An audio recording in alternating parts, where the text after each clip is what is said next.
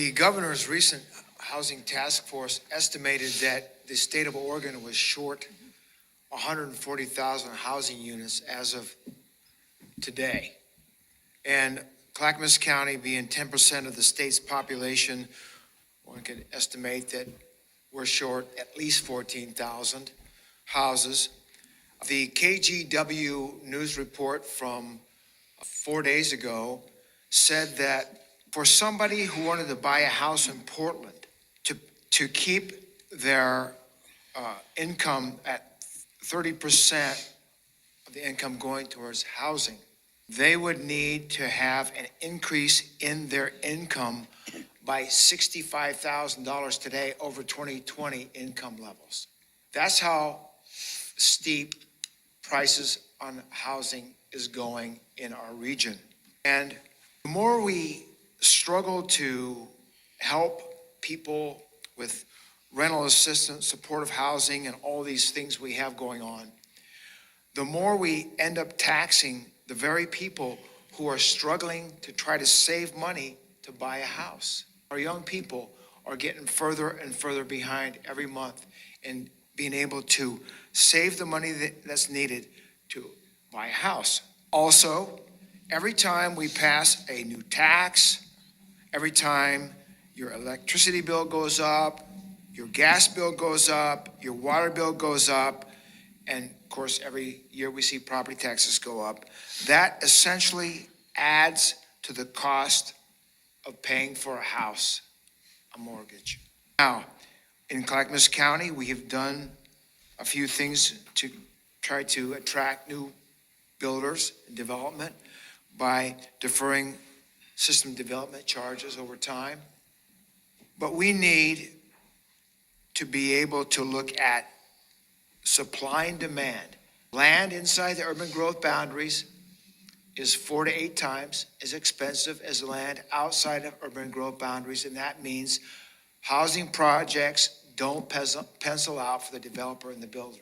So, big impediment in the state is Senate Bill 100 from 1973, which imposed urban growth boundaries around all our cities, instituted Metro in its urban growth boundary. We're the first state in the nation to do that, and now, 51 years later, the land inside the urban growth boundaries is more restrictive.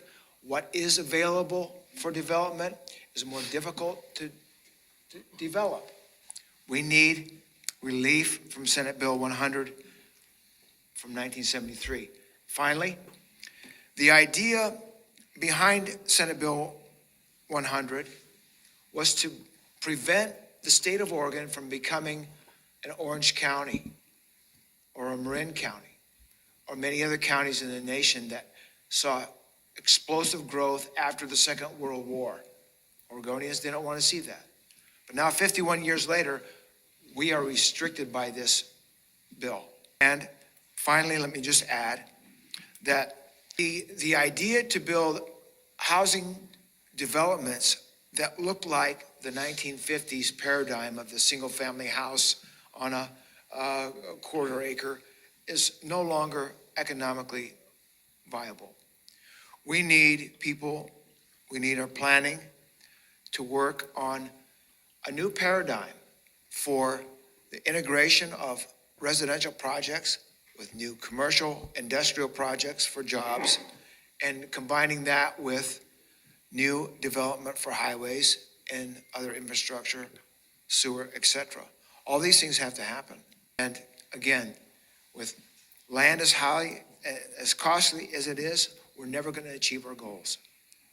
And I might add, Mark, one of the other costs that have gone up that people don't recognize, because it's not talked about a lot, is the cost of insurance. Homeowners insurance policies have probably gone up over 20% in the last year or two. And one of the main causes is wildfire threats. Yep. Some people can't even get insurance for their homes any longer. The insurance companies in those rural communities are just canceling them because the threat is just so large. And then also there's some other things, I won't go into a lot of detail, but there's a recent settlement with the Realtors Society nationwide so that the sellers no longer pay the buyer's agent their commission. So a buyer of a new home now may be the one who pays their agent their commission. On a $500,000 home, we're talking thousands of dollars that they've got to come up with up front to cover their down payment plus the buyer's commission. Well, that doesn't work. So anyway, there's just a lot of headwinds that I've been in the real estate community for 40 years. Back when I started in the early 80s, I could get a project approved in 6 months. And now it's 6 years? You don't know.